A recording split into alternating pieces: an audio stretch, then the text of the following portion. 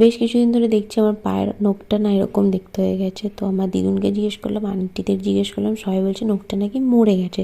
Basically চামড়ার ওপর থেকে নখটা পুরো উঠে এসেছিলো। তো এটাকে পুরোপুরি কাটার জন্য আমি ফার্স্টে নেল পলিশটা রিমুভ করে নিয়েছি, তারপরে এটাকে গরম জলে অনেকক্ষণ চুবিয়ে রাখার পর আস্তে আস্তে এটাকে কাটছিলাম।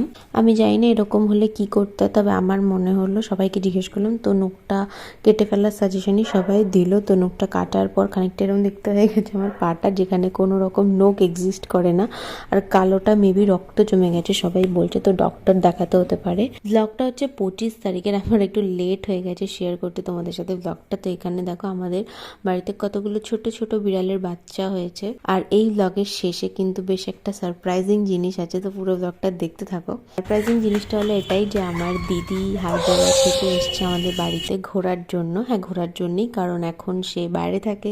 তো কিছুদিনের জন্য বাড়িতে এসছে অফিসের ছুটি পেয়ে।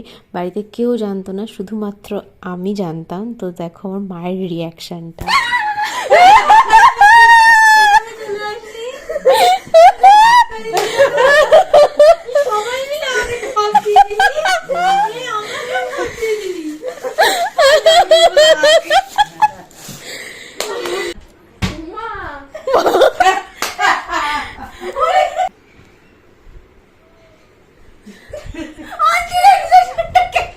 আন্টি ভেতরে ভেতরে শখ।